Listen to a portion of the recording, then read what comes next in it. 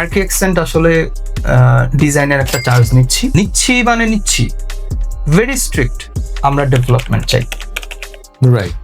আমি যখনই কিছু একটা ভুল করব, কোন একটা প্রবলেম করব, আপনি আমাকে যাতে কোশ্চেন করতে পারেন, আপনার সেই অপরচুনিটি আছে, সেই সুযোগটা আছে, কারণ আপনি পে করছেন।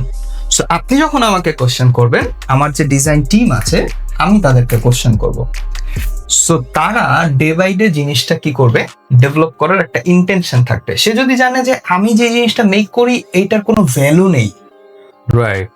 So what do you think, আপনি যে জিনিসটা ক্রিয়েট করেন জিনিসটার কোনো ভ্যালু যদি না থাকে, আপনার যে ঊর্ধ্বতন আছে, আপনার যে বস আছে, সে আপনাকে কতটুকু গুরুত্ব দিবে? তো আপনার বস যখন আপনাকে ইম্পর্টেন্স দিচ্ছে না, আপনি আপনার কাজকে কতটুকু ইম্পর্টেন্স দিবেন?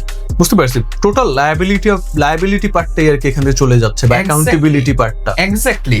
সো প্রথমত চিন্তা করলে আমার যে ইনিশিয়াল অডিয়েন্স আছেন তিনি আমার থেকে উপকৃত হচ্ছেন না। সেকেন্ড চিন্তা করলে পুরো ইন্ডাস্ট্রি আমার থেকে কোনো উপকৃত হচ্ছে না, কারণ আমি ডেভেলপমেন্ট নিয়ে কাজই করছি না।